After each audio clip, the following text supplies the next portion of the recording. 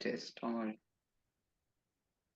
Hello, it's Debbie Gilbert, the host of the Business Awards show, and I'm also the founder of the Best Business Women Awards. And today I'm joined by Bina Briggs of Plain Talking HR.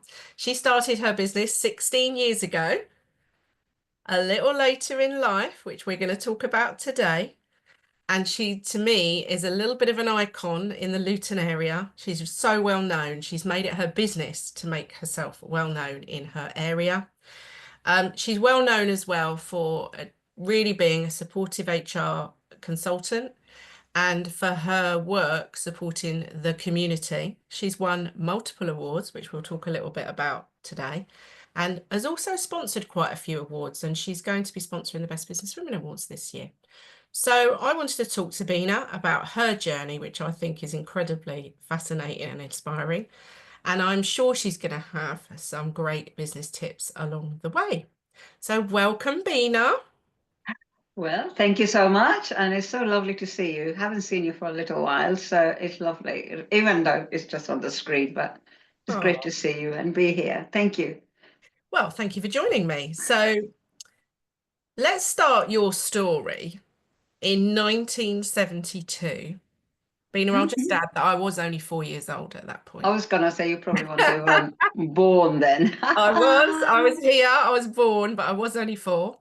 And at the time in 1972, you were living in Uganda hmm with your family. And for those of you perhaps listening who aren't aware, there was a terrible situation in Uganda in 1972, and Idi Amin expelled all of the Asian Indians that were living in Uganda at the time. So you arrive at Luton Airport. No, it was Heathrow. Oh, was it Heathrow? Well, you arrive at Heathrow with just a suitcase. So tell us how that felt. Well, it's really odd because just today there is a Ugandan Asian group, and I'll go a little bit on that because in 2022 there was 50 years of that expulsion of the Asians, and it was quite a lot of celebrations to here in the UK of the refugees and from the refugees. So I was very fortunate to be part of it because I've been approached by the group members and the group organizers. And there was a message today about about somebody who just kind of written a little article, and it said on there that it was really weird to actually step down onto the tarmac, or as it was, with a little suitcase in October, and I actually arrived here on 7th of October, 1972, with the suitcase, and it was blooming cold. It was misty. I had one cardigan, which was quite loose, neat cardigan, and I thought it was really warm. But hey, guess what? It didn't do anything. And this lady had actually done exactly the same description of when she landed here and how she had landed, with £50 for the whole family. That's what we had when we arrived. That's all we were allowed to bring with us, £50 between the four of us, as it was at the time. So how did I feel? I kind of think, looking back, it's a weird feeling because you forget some of the bad things. Some really stick out, of course, but then your memory just plays a bit of a trick.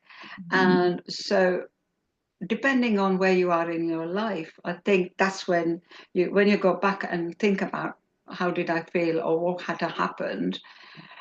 The only things I remember is that I don't remember much about going through immigration or anything.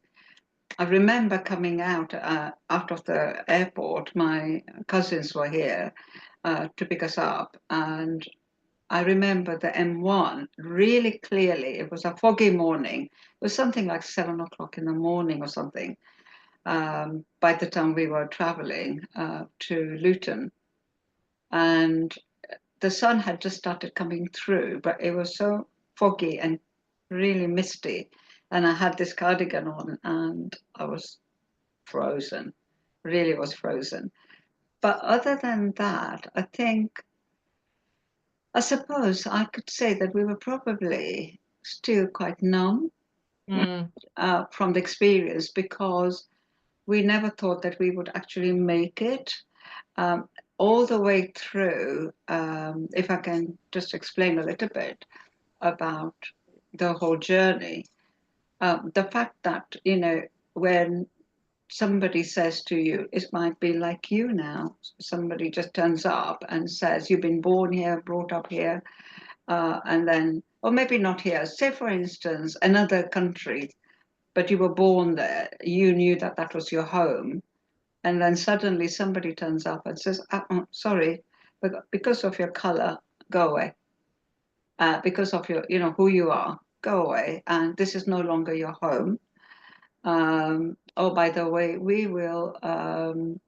you know, we will take everything that you've got. We'll give you £50 and whatever you can take in a suitcase, and that's about it. And not only that, but it happened very quickly over a 3-month period.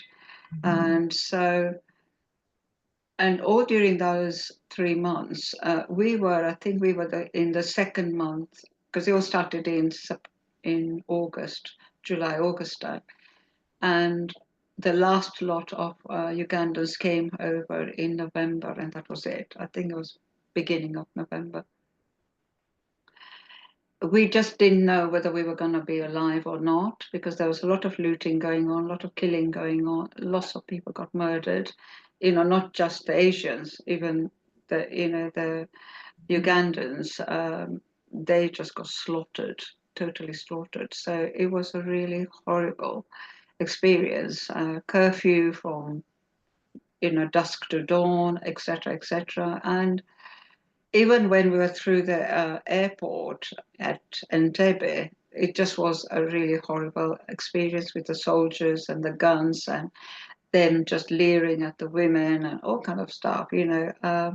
So when the plane actually took off, we were still thinking, any point is this time, it might just be us to turn back and go back to Entebbe. And, so nobody actually, that's the way we felt, that we were never, ever going to make it until we actually touched Heathrow. We just didn't think it would. It actually stopped at Nicosia and then to Heathrow. But it just was one of those things where you just had to trust God. You had to trust up there somewhere, somebody looking after you, and just say, right, hopefully we'll make it. That was it. And do you think that experience has powered you through life and made you the person you are today? And I think, well, I suppose to some degree, it doesn't mean that I don't get frightened or I'm not nervous or I don't panic or, I don't get stressed. It's not that. I think what it does do is you view life in a different way. That is a gift. And so, grateful for it, for sure. Grateful to a whole lot of people, the government and, um, whoever made it possible for us to come here. There must be thousands of people behind the scenes between the British government, the Ugandan government, the Indian government, because we were actually a group of people, about 80,000 or 100,000 people. Nobody really wanted to take us. That's how it was, because India was saying, well, hey, guess what, Britain, they are yours because they are your people. They all have British passports. I had a British passport when I was born. My mum and dad had them since 1947. They had British passports. But see, people won't understand that how come you have a British passport? So how can you be, a British person? But the India kept saying to Britain, hey, guess what? They're yours. And then Uganda was saying, well, I don't care whose you are. they need to go because we've decided, you're no longer going to be our citizens. So it was that, but also, you just think, right, okay, I'm here now. And it kind of, I suppose, has made me a little bit tough in a lot of ways. Uh, People would say maybe quite soft in some other ways. But then I just, and then it was a chapter of excitement in a way. I was young, but also for all of us, in a way, it was like, I have no idea what this culture is going to be. Of course, I had read books and I had seen books and whatever, and seen some TV programs, but not really experienced actually the culture, the environment, the climate.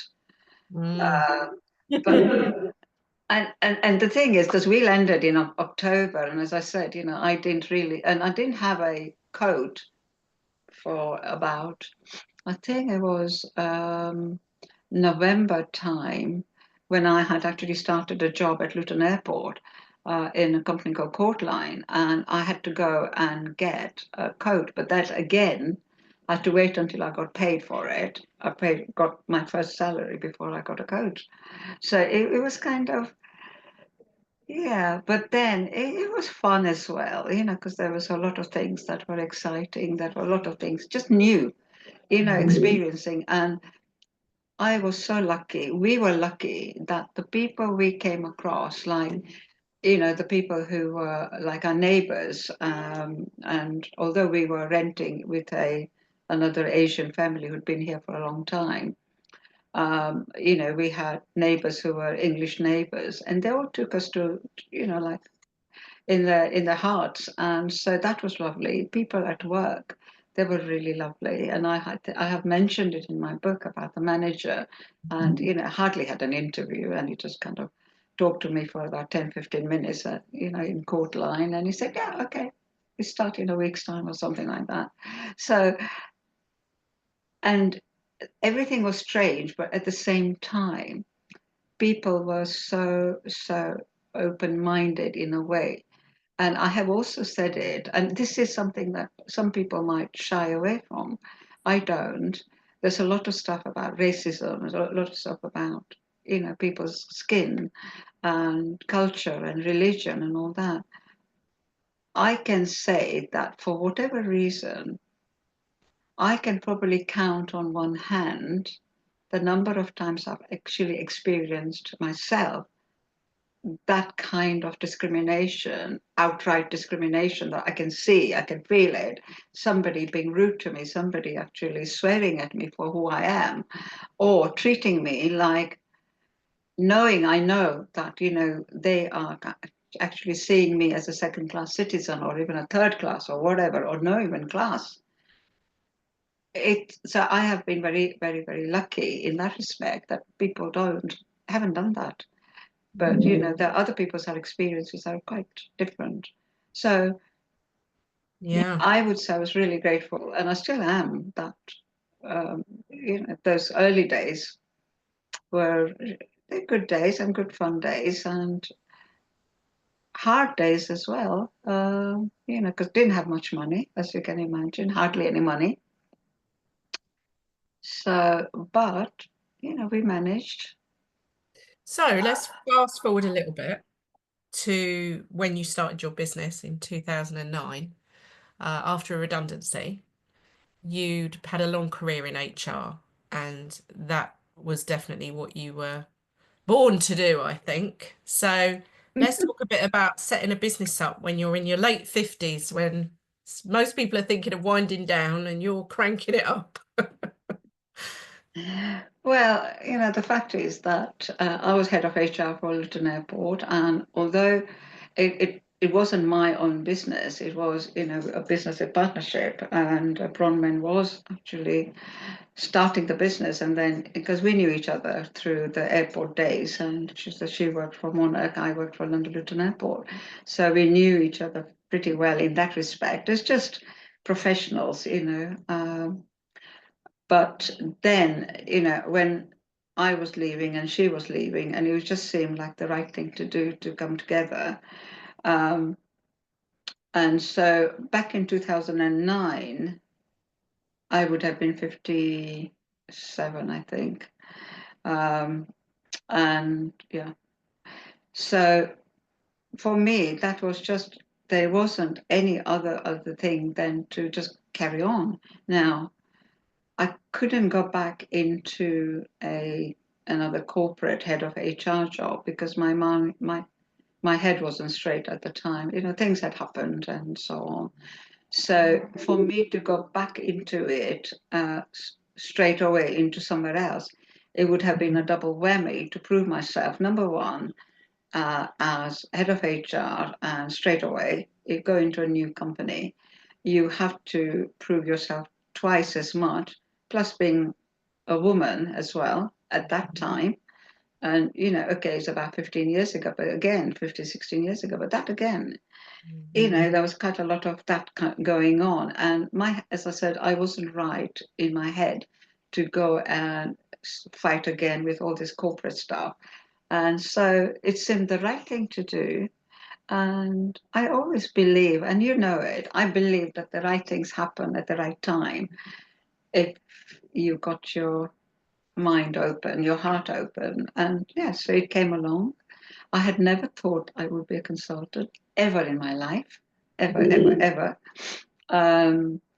So yeah, that's happened. And it seemed the right thing to do at the time. And so became an HR consultant, plain talking HR, and that was it. And Bronwyn and I had a good 3 years, and then she retired, and so the business has been mine for quite some time now, and it's still growing, and I've still got loads to do, so I'm still here. So let's talk a bit about awards, because it is a good show. So over the years, you've won a few awards yourself, but you have also been quite passionate about supporting the business community and sponsoring awards. What's been your thoughts and experiences of awards? Well, if I go back to the community ones first and just mention those, I live in Luton. People either love Luton, they don't love Luton, we don't know, or people say whatever. As far as the Luton community is concerned, as far as Luton is concerned, we love ourselves, we love our community, we support our community. It's a fabulous place to be. And the business community really supported us from day one when we started the business. Coming out of a corporate culture, corporate environment, you have no idea, no clue as to what's happening around outside when there's other companies based there, like consultants or privately owned entrepreneurs and so on. So you are almost like in a, like a silo and corporate. So suddenly you come out, and so you think, right, I have no idea who all these people are. Where do I go and get my clients or make contacts and so on? So the community, the chamber, they've been superb all the way through. And suddenly, we became part of this business community in Luton. And over the years, everybody supports everybody. And it just seemed the right thing to do when the community awards were actually came into being about 14 years ago now, 15 years ago, something like that, soon after we started. And it just seemed the right thing to do, the natural thing to do, to actually sponsor an award. And then it just seems to have been like, it's a tradition. You can't really not do it. But it's also done for the right reasons. The community awards are for all, almost like all the unsung heroes in a way. But then, the kind of awards you do and, we kind of think about, it actually gives a seal of approval in a way, because it is the award itself is prestigious, that, somebody's recognized you. Sometimes it's not just somebody's, but a lot of people have recognized you for who you are, what you've done, what you're doing. But at the same time, I think that it also gives you the kudos. When somebody says, "Oh, you got an award," and you got it on a strapline on your email or something like that, is really amazing when people remember. When you meet somebody after some time, or even somebody you don't even know, but they've seen you around, and they say, "Ah, you're the one." And quite often in my own community, the number of times I don't know some of the people, and they just say, "Ah, you're the lady. Ah, okay. You were the 100 one." They remember the 100, F100. They remember that. They remember, all these ones, and then just say, "You're the SME award, aren't you?" And I said, "Yeah," and all that. So it just goes on. Yeah,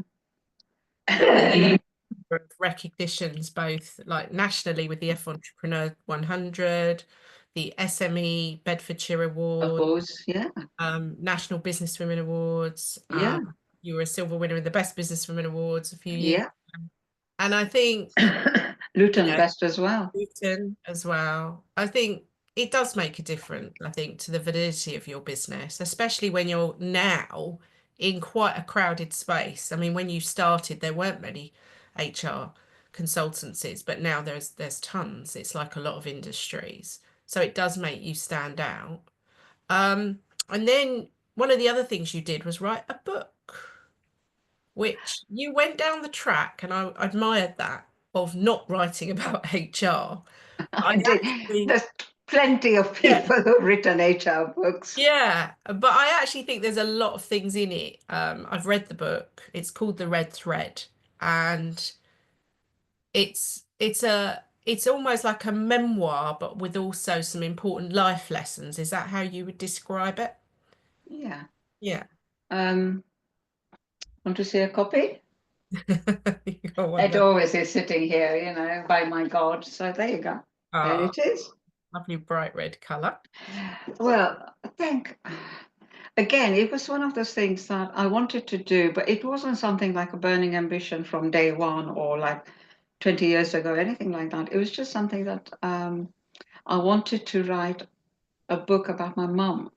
Mm, And it kind of had been churning in my head for a while. And it again, after she passed away in 2003, and it did really hit me really hard. I didn't think it would, but it did. Um, Looking back. And then I just wanted to do something that would keep her memory alive, but also it would give some kind of assurance, some kind of, I would say, inspiration to women, especially in the Asian community or any community where they were in an abusive marriage. And given that my mom was married in 1947, you can imagine those days to, in an Indian traditional community, arranged marriage, so on and so forth. And so I got to the point where I just wanted to write a book, but I didn't know how, what, and it just carried on thinking about it, trying to find out. And I think it was through you that suddenly, again, there was some connection and so on. But again, that took a while, and then COVID came and so on. Uh, but when I sat down, I was told by the publisher at the time, Mindy, that it can't be just being, it just can't be your mom's story. It has to be your story as well. It just can't be just one little story. It's got to be the full thing. And so it came out as a big, as the whole story about me, mom, my sister a little bit, but also about just the life lessons and life and HR. HR is mentioned in there too as well. Um, it has to be that. And I think it was just about seeing life as the way I have seen it, but also hoping that it will give some kind of assurance, some kind of, inspiration to people to say, hey, guess what? You're not alone in whatever situation you found yourself. You know, pick any page on mine and quite likely find something that you can relate to, and then have hope that life is for living. So you'll get through it. Don't worry, you'll come through it. I think it's packed with wisdom, and it actually is one of those books that you kind of curl up with a mug of cocoa to read it, because I suppose because I know you, I can hear your voice talking to me when I read it. And it's just that lovely sort of book that you could buy for your mum for Mother's Day, or a friend for their birthday, or for someone maybe going through that rough time in life. And I often talk about you to people, and I'm like, listen, it can't be as bad as landing at Heathrow. I got it right now. Landing at Heathrow with a suitcase. Like, life can't be that difficult if you can overcome all of those obstacles. And I think that's what's so inspiring about you, is that you almost see an obstacle as a challenge and you just work your way through it. And I But think there is no other way, is there? Come on, there is no other way. no, I think some people do just kind of give up. I've certainly met people who I might have met 3 or 4 years ago, and they had a business, and then I'll bump into them somewhere, and I'll be like, "Oh, how's the business going?" "Oh, I gave it up." I'm like, "You gave it up?" "Yeah, yeah. This got difficult, that got difficult, and they do walk away. And I think more people walk away from their business than we know about. And I think you've worked through all the challenges. I mean, the pandemic was a huge challenge for you, wasn't it? Oh gosh, yeah. We lost a few clients, well, quite a few clients during that time, because a lot of my clients did have, they were part of the construction industry and so on. But also, because my clients tend to be SMEs, small and medium size, anyone who's got probably one or two employees to about 150 odd, but depending on what those industries were, they were affected. So some of them came through, some of them literally decided to just sell up, or some of them decided to close because they had no choice and they had to do it. And then when we are over the pandemic, they just decided it just wasn't worth for them to do that, and they went and did something else. So yeah, lost quite a lot of good, really big clients. But then, you know, somebody said that business is not easy. No. When you're in a business, it's not easy. So don't expect to have an easy ride, because if that's the case, then forget it. You are really disillusioned. You are totally, and you shouldn't be in business, really. Well, Yeah, let's because talk about the challenges that you see employers faced with at the moment with staffing. What are the key things that you're seeing that they're challenged with? again, we're just coming through, and this is like cycles come through the like few years, and something happens or something else is kind of the topic, and then at the moment people are thinking about, oh my god, all the extra charges, all the extra costs with employees. The legislation is getting so complicated with all the kind of the do's and the don'ts, and so either it's an excuse to say, right, okay, we want to get rid of a few people, so let's do that. I was just talking to a client today, and he just said that, yeah, things may happen, may not happen, just letting you know over the next few months or a year. It's never going to go away, because the fact is that employers, either we just talked about people who give up, or people who find an excuse, or people who will work through it. It's the same with employers. And a lot of the challenges at this moment are, do I keep my staff or not? And if I want to shed some of them, what's the easiest way for me to do that? And I can find not necessarily a reason, but it could be an excuse. It could be a reason.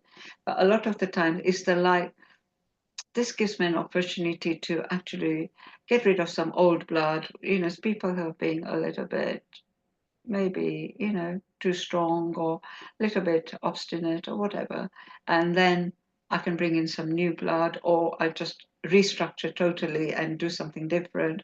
Same business, but do it differently, and so on and so forth. And of course, with, AI and the technology getting smarter, again, it provides employers the opportunity, if they want to get rid of people. I don't think it will happen that quickly, but some people, they'll say, well, depending on the industry, well, I can cut the workload down by getting somebody else, or somebody getting a lot cheaper, So, So the legislation is really hard to keep up with. I mean, I yeah. definitely found that a challenge myself. And a lot of people are tempted to think they can cut corners, do HR themselves. What would you say the risk is with doing that? Well, here's the thing, having an HR consultant, or, somebody advisor like me, I'm gonna, if you have to go to tribunal, guess what? You're gonna be faced with quite a few £1,000 Mm, as penalty if you do it wrong. mm, And it's always about process, and being compliant. If you mm, don't know your legislation, and most people say, oh, yeah, I can Google it.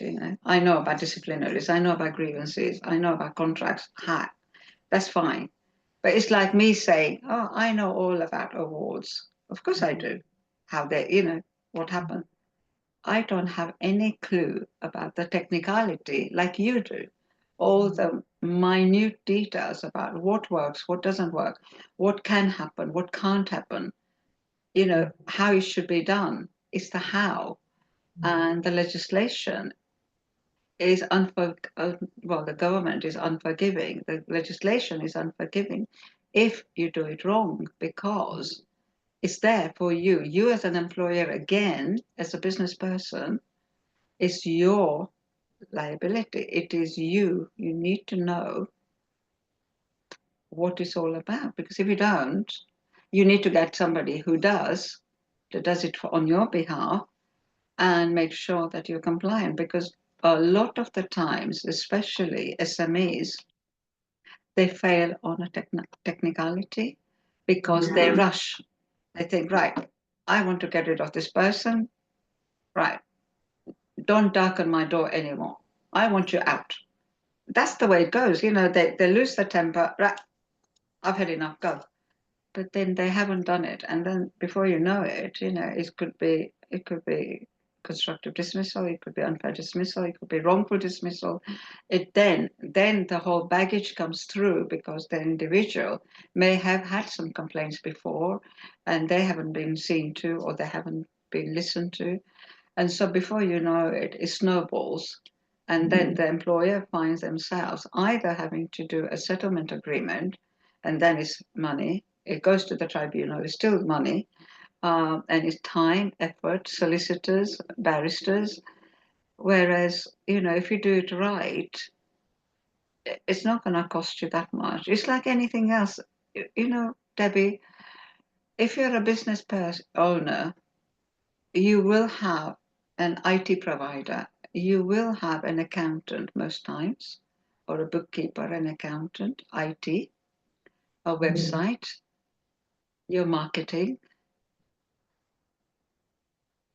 All these people are professionals, and you have given, you have hired the services because they are the experts in their industries. You haven't done it all yourself. Well, some people do, but it's not that brilliant. So why don't you have an HR consultant to look after your people? That's the question. Yeah, exactly. And even if Simple. you've just got one employee, it's still worth working with someone and getting advice and making sure your contracts are right and you're giving the right amount of holiday and that you have a handbook even with one person. I think everything you're saying is true, without a Yeah. doubt. And even Well, with freelancers, you should have some sort of exactly. agreement with them. I Yeah, mean, yeah. even though you're not employing them. No, have an agreement. And I always say to everyone, anybody who wants to listen to me, or, a potential client, or, people just talking, to say, look, have the foundation right. It's like anything else in business. You know, you have your IT systems, your computer systems, your other system, accounts, everything in place. The foundation, if the foundation is right, then everything else will be fine. But if you got a really dodgy, weak foundation, you know, it's just going to crumble because you haven't actually invested enough time and money and effort to make sure that it is right. So once it's done, then everything else will be just fine because you just bring it on. Very good advice. So I wanted to finish off just by talking about what tips can you pass on to anyone who is either, they've just started their business, or they're thinking of starting a business, or have been going for a while and they're just finding it quite difficult getting clients. What kind of keeps you motivated, and what things have really been instrumental for you in getting business? Right. I would say, first of all, have faith in yourself. Mm, And yeah, it's a choice, isn't it? It's a life choice every single time, um, whether you want to carry on or not. If it's difficult, we talked about, business is difficult, but at the same time, if you've got the right people on board, again, marketing, things like people that your connections, your networking, you're doing all the right things that you need to be, talk to the right people. Have you got a niche for your business or not? There's so many business consultants, business coaches around as well. So don't lose hope, but also you have to be realistic whether you want to carry on or not. I would say you have to have faith but also passion, mm, because it's no good. You are not doing a 9 to 5 job. It's not like you're going into work into a corporate company and you're dragging yourself in because you hate the job but you want the money. It's not like that. So if you're not passionate about it, if you don't love what you do, if you don't love yourself doing this, it's your life, then give up, But I think, yeah, give up. But I think that most people, there's always a silver lining. There is something happening.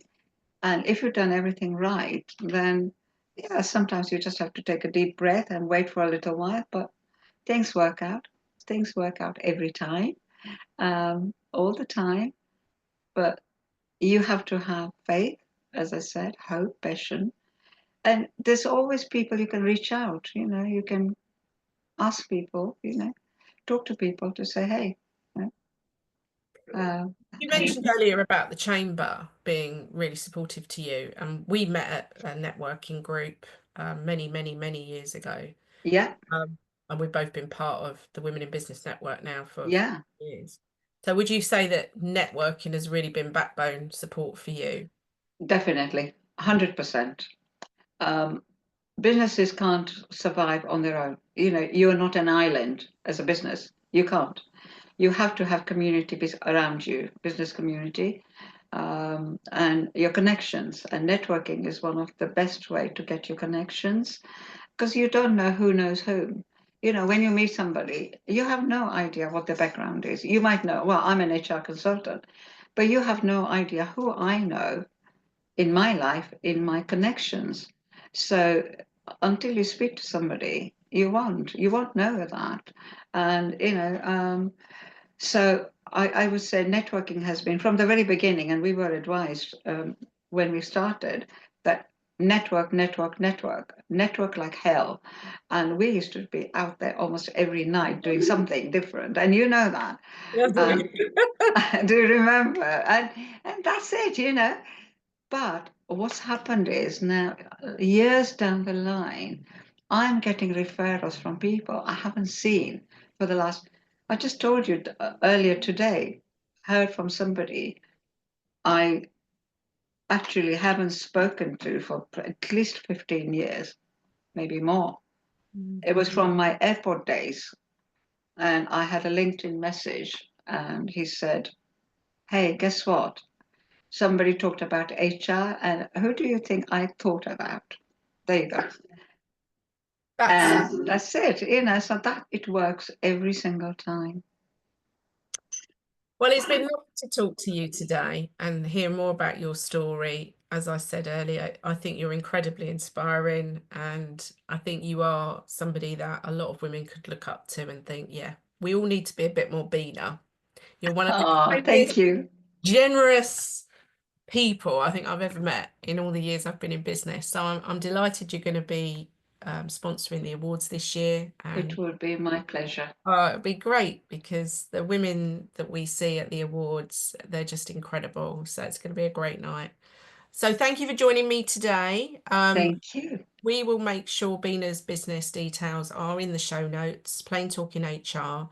She can work with anyone anywhere now. So not Of course I can. Exactly. So easy to work with anybody anywhere now. And we will also make sure the link to her book, The Red Thread, I would really recommend it.